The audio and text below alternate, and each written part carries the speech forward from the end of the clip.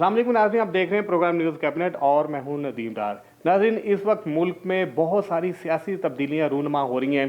PDM का क़याम अमल में लाया गया ताकि जमहूरियत को परवान चढ़ाया जा सके और मजबूत किया जा सके। इसके लिए 11 सियासी जमातों ने इल्हाक किया और हुकूमत के खिलाफ भी महाजराई की। लेकिन सेनेट इलेक्शन के बाद इस वक्त पीडीएम या तो मुंतशर हो चुकी है या होती दिखाई दे रही है। क्या पीडीएम अपना वजूद बरकरार रख पाएगी या नहीं रख पाएगी? इसमें तीन अहम सियासी जमातें के सरबरा इस वक्त जो है अपने अपने मकासद में डटे हुए हैं कि क्या वो आगे जाके इन मकासद को तब्दील करेंगे। 26 मार्च से लॉन्ग मार्च होता दिखाई नहीं दे रहा। क्या कुछ ऐसा होगा कि लॉन्ग मार्च हो सके? इसके अलावा हुकूमत इस वक्त मजबूत होती दिखाई दे रही है।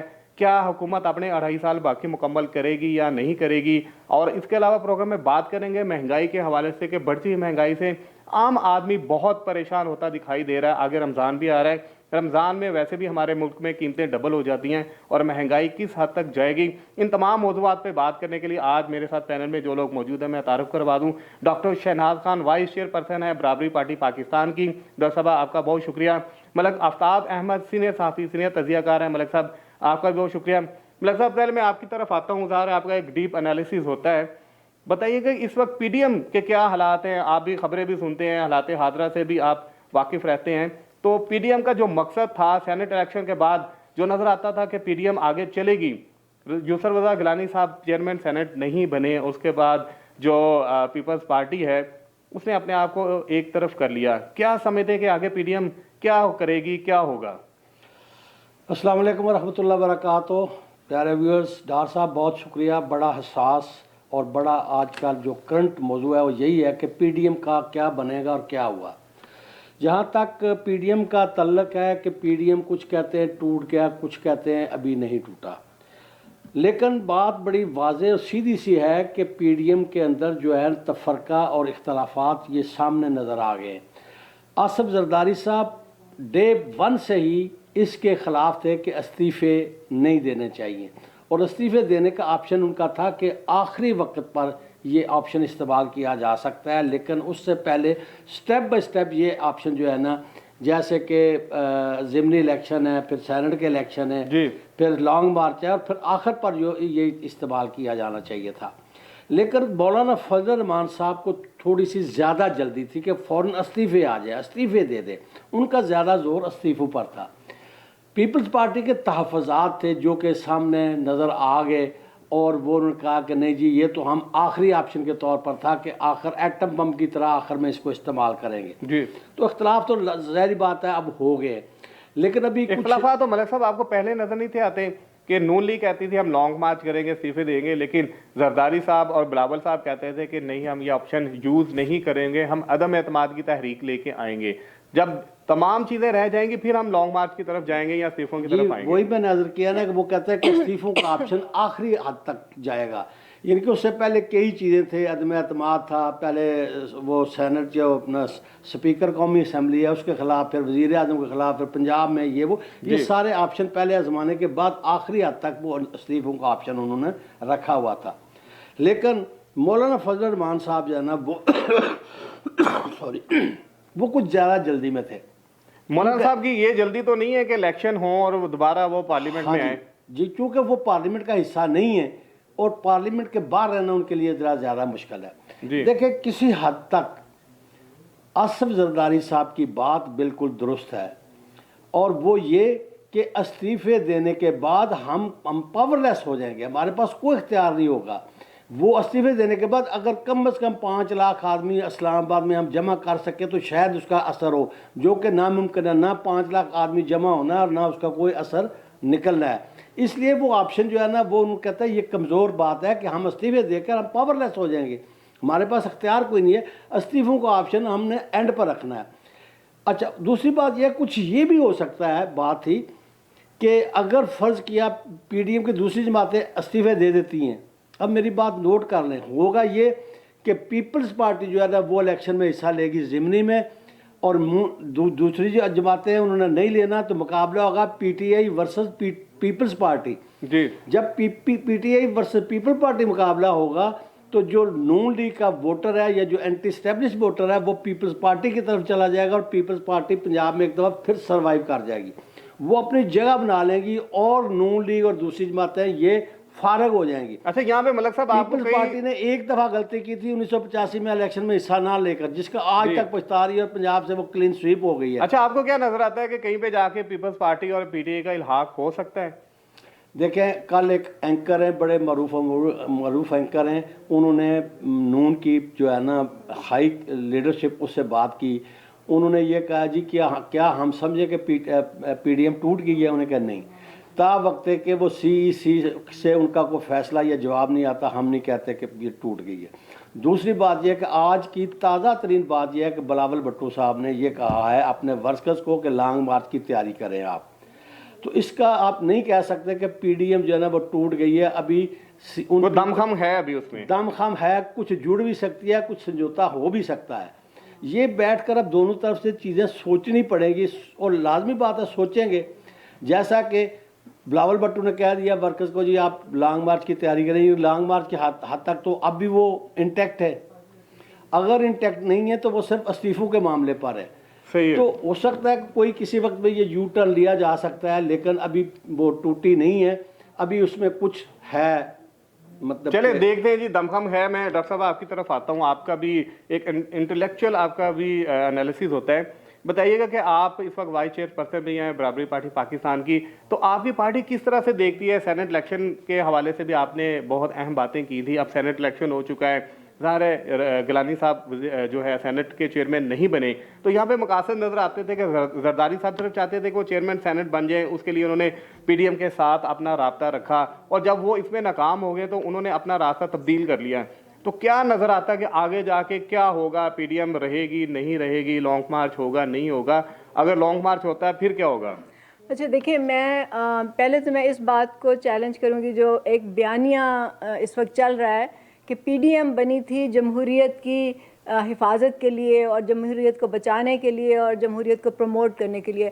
हमें तो इससे ही, इस बुनियादी जो स्लोगन से ही हमारा इख्तलाफ है, क्योंकि हम समझते हैं कि ये सारे लोग जो थे ये जमहूरियत को बचाने के लिए नहीं सियासत में आए थे, बल्कि इनका अपना अपना एक इंटरेस्ट था, इनके अपने मफादात थे, और ये अपनी कुर्सियाँ, ताकत, ओहदे, शोहरत, पैसे, उसके लिए ये आप आए थे, उसके लिए इन्होंने पीडीएम बनाई है। तो ये तो हम बिल्कुल साबित कर सकते हैं इन सब की प्रीवियस हिस्ट्री से। मतलब अगर आप इनकी प्रीवियस हिस्ट्री देख लें, पीपल्स पार्टी की और नून लीग की, ये जमातें 2-2, 3-3 दफ़ा हुकूमत में रह चुकी हैं। तो इन्होंने उस वक्त क्या जमहूरियत के लिए किया था? अब हम जिस तरह से जमहूरियत को देखते हैं वो भी हम मुख्तलिफ तरीके से देखते हैं। जमहूरियत सिर्फ हम इलेक्शन कराना और अवाम का उसमें वोट डालना नहीं होता। हम समझते हैं कि जमहूरियत वो होती है जिसमें अवाम का एक्चुअल स्टेक होता है, कि वो सिर्फ वोट ना डालें बल्कि वो इलेक्शन भी कंटेस्ट कर सकें, वो एक बराबर के शरीक हों उस प्रोसेस में। तो वो तो ना एक जमात ने किया ना दूसरी ने किया, और तो इसलिए हमारे लिए तो ये पूरा बयानिया ही गलत है कि ये पीडीएम जो थी ये जमहूरियत की बका के लिए बनी थी। आप समझिए कि इन तमाम के जाती मकासद थे, तमाम जमातों के, बिल्कुल ऐसे ही है, इनके जाती मकासद है। सारे वर्कर्स को भी उस तरह से कुछ नहीं मिलता, आम आदमी को भी कुछ नहीं मिलता, जो सरबराह होते हैं वही अपना फायदा उठाते हैं। बिल्कुल ऐसे ही है। अब जहाँ तक बात आ गई कि क्या पीडीएम इंटैक्ट रहेगी या टूट जाएगी, ये भी डिपेंड करेगा कि मौका महल क्या होता है और किसको अपना फ़ायदा किस चीज़ में ज़्यादा नज़र आता है। ये क्योंकि ये सारे फैसले जो होते हैं वो प्रिंसिपल या नज़रिए की बुनियाद पे नहीं होते, बल्कि इसलिए होते हैं कि हमारा फ़ायदा किस में है। तो वो तो सिचुएशन चेंज होती रहती है, कभी हालात इस तरफ रुख करते हैं कभी उस तरफ, उसके हवाले से ये अपना भी रुख बदलते रहते हैं। 26 मार्च में चंद दिन ही तो मैडम रह गए। बिल्कुल, तो हम समझते हैं कि इस वक्त जो सिचुएशन है, अगर 26 मार्च का तो पोस्टपोन कर दिया। हाँ, मेरा नहीं ख्याल कि 26 मार्च को होगी। 26 का तो वैसे ऐलान कर दिया। वो ऐलान उस तरह से नहीं हुआ, उन्होंने कहा जी लॉन्ग मार्च करेंगे। अभी ज़ाहिर है आपके सामने सारी चीज़ें आ रही हैं कि तीनों सरबराह जो हैं आपस में एक दूसरे को इल्ज़ामात दे रहे हैं, ठीक है। तो अभी लॉन्ग मार्च ज़ाहिर उस तरह से होता नज़र नहीं आता और ना ही होगा, क्योंकि आवाम भी यही कह रही है कि जी कि ये लोग अपनी बातों से ही फिर चुके हैं, उधर से हुकूमत मजबूत हो चुकी है। तो आपकी पार्टी किस तरह से इन तमाम हालात को देखती है? देखिए, हम ये देखते हैं कि अगर जब हम कहते हैं कि इनकी हुकूमत मजबूत हो चुकी है, हम नहीं समझते कि हुकूमत मजबूत हुई है। वो हो सकता है कि चलें कुछ सीटें इनको ज़्यादा मिल गई हों, इन्होंने सेनेट में कुछ जीत लिया हो, उस हिसाब से तो मजबूत हो गई। लेकिन अगर आप आम आदमी से पूछें, कहीं मुल्क के किसी भी हिस्से से पूछें, बिकॉज मैं तो रोज़ाना बात करती हूँ, मुल्क के तमाम हिस्सों से मुझे कॉल्स आती जाती हैं और मैं रोज़ाना लोगों से बात कर रही होती हूँ, जी। और रोज़ाना जो लोग हैं वो इनको बुरा भला कह रहे होते हैं और इनको इमरान खान साहब को इल्ज़ाम देते हैं, और वो सही सिर्फ देते खान हैं साहब को कहते कि हैं या उन्होंने बाकी जमातों को ये भी हालात कहते हैं? ख़राब कर दिए। तो हम समझते हैं कि जो इस वक्त हालात हैं, ग्राउंड रियलिटी ये है कि हुकूमत मजबूत नहीं है। हुकूमत इसीलिए टू बी ऑनेस्ट, ये इसीलिए लोकल गवर्नमेंट इलेक्शन नहीं करा रहे। अगर ये कराएंगे इनको पता चल जाएगा पीटीआई नहीं जीत सकती, तो इनकी तो सारी वो आप कहते हैं ना, जो एक इन्होंने अपना हवा बनाया हुआ सोशल मीडिया के थ्रू, एक अपना इमेज बनाया, वो तो सारा खत्म हो जाएगा। So they don't want to have local government election. Grass root में इनकी कोई सपोर्ट नहीं चलो है। देखिए, खान साहब ने कहा था जुलाई में इलेक्शन होंगे, जुलाई में इलेक्शन होते ये नहीं तो अभी। पिछले साल से कहते आ रहे हैं ना, ये तो नहीं, आपको इस पता दफा है। भी उन्होंने पहले अप्रैल का कहा था, अब जाके जुलाई में बातें हो रही कि इलेक्शन होंगे। तो मैं मलिक साहब आपकी तरफ आता हूँ, आप देख रहे हैं, हालात को देख रहे हैं, आपका तजिया भी सामने आता है। जो हालात इस वक्त पाकिस्तान के हो चुके हैं, दोनों जमातों से तो आवाम मायूस हो ही चुकी थी, और उनकी जो आप कहते हैं उम्मीदें पीटीआई से थी 2.5 साल में, आप वो भी चीज़ें देख चुके हैं।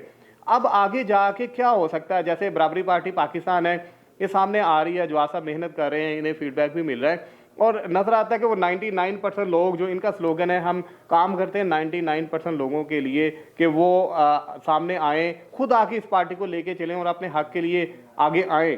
तो 99% में वो लोग हैं जो मजदूर तबका है, आम आदमी है, उसके लिए कोशिश कर रहे हैं, और 1% वो हैं जो जागीरदार हैं, उनके लिए जो है ज़ाहिर है कोई कोशिश नहीं की जा सकती, वो खुद यहाँ पर देवता बने बैठे हुए हैं।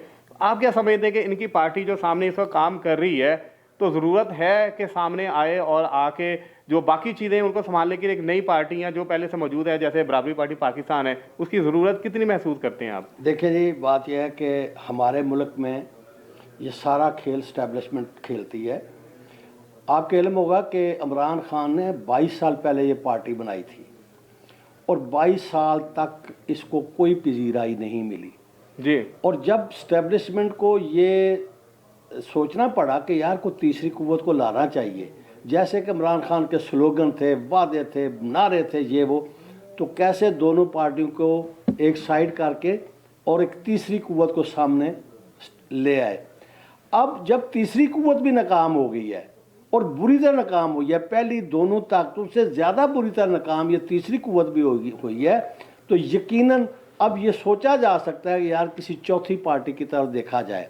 रातों रात कोई पार्टी ऐसे परवान नहीं चढ़ती, पीछे उसके कुछ हाथ होते हैं, और ये मुमकिन है कि अगर किसी चौथी पार्टी की तरफ सोचा गया या एस्टेब्लिशमेंट ने सोचा, तो वो यकीनन ये पार्टी ऐसी है, नौजवान है, एनर्जेटिक है, और इसके इनके जो हैं जवाद अहमद साहब वादे जो हैं या इनका जो स्लोगन है वो बड़ा मतलब अट्रैक्टिव है।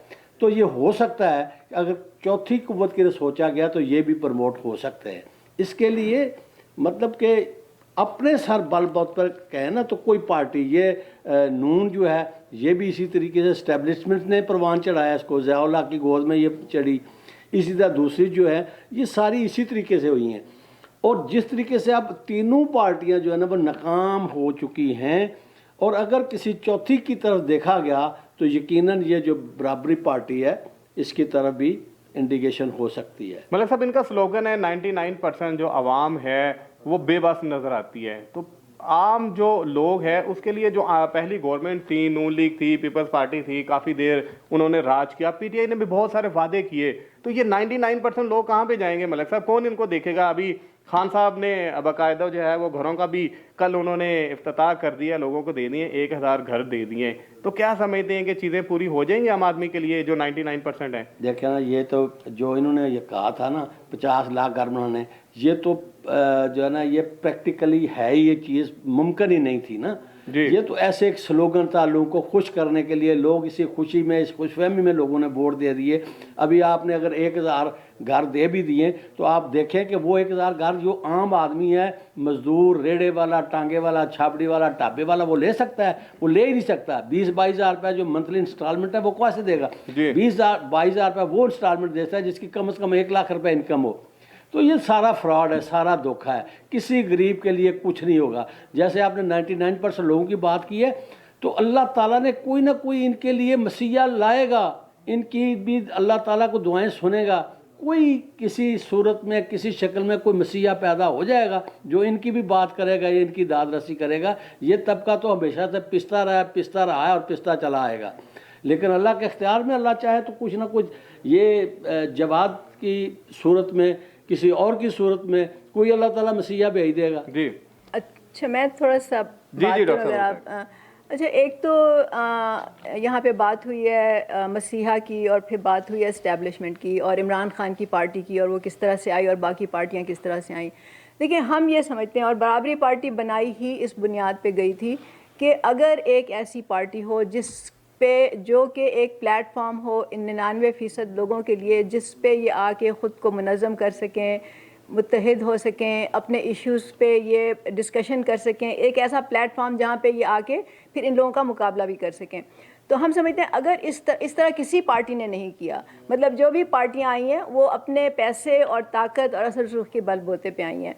इसीलिए जवाद साहब बार बार ये कहते हैं कि मैं ना वज़ीर आज़म बनना चाहता हूँ और ना मुझे कोई इलेक्शन लड़ने का फ्रैंकली शौक़ भी है, क्योंकि ये पार्टी मुनज़्ज़म आम लोगों को मुनज़्ज़म करने के लिए बनाई गई। जहाँ तक इमरान खान साहब का ताल्लुक़ है कि उन्होंने इतनी मेहनत की, उन्होंने ख़ुद अपने वज़ीर आज़म बनने के लिए की, और जब उनको ये नहीं लगा कि वो आम लोगों को मुनज़्ज़म कर सकते हैं तो उन्होंने एस्टैब्लिशमेंट की हेल्प लेके तो वो आ गए हुकूमत में। उन्होंने भी तो क्लियर किया ना, एस्टैब्लिशमेंट ने क्लियर किया हमारा सियासत से कोई ताल्लुक नहीं है। देखिए ये स्टेटमेंट तो आज तो सारी दुनिया जानती है किसने उसको प्रमोट किया। नहीं, वो तो अच्छा डॉक्टर साहब, देखिए एस्टैब्लिशमेंट ने तो अपना क्लियर कह दिया कि हम जो है वो सियासत से ताल्लुक नहीं रखते, तो बार बार ज़ाहिर है उनके जो खुद भी खान साहब कहते रहे हैं जी कि हमें उनकी सपोर्ट है, ज़ाहिर है वो एक इदारा है और जो भी गवर्नमेंट आती है उसके साथ मिलके चलना होता है। तो अगर ये बार बार चीज़ें कही जाएंगी तो उनका तो उसमें कोई कसूर उस तरह नज़र नहीं आता ना। देखिए, जो भी एक मुल्क होता है उसमें मुख्तलिफ अदारे होते हैं, हर अदारे का एक अपना रोल होता है। उसमें सियासी अदारे जो होते हैं, जो आपकी पार्लियामेंट है, जो आपकी असम्बलीज़ हैं, जो सेनेट है, अगर उसको सही तरीक़ों पर चलाया जाए, वो मजबूत की जाए, तो बाकी अदारे जो हैं वो अपने अपने दायरा कार में रह के काम करते हैं। जब आप एक अदारा, ख़ास तौर से जो पॉलिटिकल आपकी सिस्टम है वो अगर वीक होता है तो फिर वहाँ पे हर एक को दखल करने का मौका मिल जाता है, बिकॉज जब भी वैक्यूम होता है कोई भी उसमें इंटरफियर कर सकता है, वो चाहे अदलिया हो, चाहे एस्टेब्लिशमेंट हो, या कोई और लोग हों। तो हम समझते हैं ये तो बुनियादी, तो इसीलिए हमारी लड़ाई जो है, हमारा मुकाबला जो है वो, ये बार बार जवाद साहब कह चुके हैं कि हमारा मुकाबला सियासी पार्टियों से है, सियासी लीडरों से है, हमारा मुकाबला किसी और से नहीं है। अच्छा, एक और जो बात हुई थी यहाँ पे मसीहा की, मैं बहुत अदब से ये गुजारिश करना चाहूँगी कि हम समझते हैं कि हमें इस माइंडसेट से निकलना चाहिए, और हमारी ये कोशिश है कि लोग इस माइंडसेट से निकलें कि कोई आके, कोई मसीहा आएगा, कोई फरिश्ता आसमान से उतरेगा और वो उनके लिए मन्नो सलवा लेके आएगा। देखें, दुनिया की तारीख़ में ऐसा कभी नहीं होता। लोग अपने हक़ के लिए खड़े होते हैं, आवाज़ उठाते हैं, तहरीकें चलाते हैं, जेलों में जाते हैं, कैदें उठाते हैं, मतलब वो तरह तरह की अज़ियतें उठाते हैं, तब उनको वो मिलता है जिसके लिए वो जद्दोजहद कर रहे होते हैं। इस मुल्क में ग़ुलामी भी थी, ग़ुलामी अमेरिका में भी थी, जहाँ पे और लोगों को जानवरों की तरह बेचा जाता था। आखिरकार उन्होंने भी आवाज़ उठाई और उन्होंने भी स्ट्रगल की, और कुव्वतों के साथ मिलके उन्होंने भी अपना जो मकाम था वो हासिल करने की जद्दोजहद की। उन्होंने कवानीन बनाए, तो उस पे इम्प्लीमेंट करवाया कवानीन, तो वो भी हमारे यहाँ पे मौजूद हैं। जाहिर है वही एक्ट वो चल रहा है जो गोरे ने बनाया था, उसी एक्ट के तहत आगे हमारे भी यहाँ पे वो चीजें चल रही हैं, चल रहे हैं। गोरे का जो एक्ट था, इम्प्लीमेंट किसने करवाना है? देखिए, कानून साजी होती है, हुकूमतें आती हैं, उसमें इम्प्लीमेंट करवाने के लिए क्या नजर आता है इन 73 सालों में कोई इम्प्लीमेंट हुआ है हमारे मुल्क में? जो गोरे का कानून था ना, वो एक कॉलोनियल सिस्टम का कानून था। हमें तो यही लगता है कि आपने एक कॉलोनियल सिस्टम लेके यहाँ पे गोरे के बजाय एक ब्राउन साहब की एक आपने वो बना दी है, और आपने सिर्फ चेहरे चेंज कर दिए, सिस्टम आपने वही रखा है। तो यहाँ पे आपने अब अपना सिस्टम लेके आए ना आप, कॉलोनियल सिस्टम को। तो यहाँ इसीलिए यहाँ पे जो अफसरान हैं वो ऐसे एक्ट करते हैं जैसे वो अवाम से कोई ऊपर बैठे हुए हैं, वो अवाम के हुक्मरान हैं, वो उनके कोई शहनशाह हैं। तो हम तो समझते हैं कि जो इस मुल्क में अफसरान हैं, जो मुंतखब नुमाइंदे हैं, उनको उतनी तनख्वाह दें ना जितनी मजदूर को मिलती है, उतनी तनख्वाह दें ना, वो रह के दिखाएं उसमें। तो हम तो समझते हैं ये सिस्टम होगा जो आप टेस्ट करेंगे कि ये वाकई जमहूरियत है, क्या ये वाकई लोग जो हैं अवाम की बहबूदी के लिए सीटें हासिल करने की कोशिश करते हैं। ये तो अपने लिए कर रहे हैं, और इसीलिए जब ये या इलेक्ट होते हैं या सिलेक्ट होते हैं तो ये मुल्क पे हुकूमत करते हैं। आम लोगों को समझते हैं कि वो उनके पाँव की जूती के बराबर भी नहीं है। यहाँ पे तो इंसानों को जानवरों की तरह ट्रीट किया जा रहा है, उनको मुश्किल से 2 वक्त का खाना मिलता है, ना तालीम है, ना सेहत है। इस तरह तो जानवर ज़िंदा रहते हैं, इंसान तो नहीं ही जिंदा रहते। तो अगर हमने इसी तरह का मुल्क चलाना था तो फिर हम गोरों के ही नीचे चला लेते मैडम, बैठ आपने के। डॉक्टर साहब आपने बात की तालीम की, सेहत की बात की। इस वक्त जो है महंगाई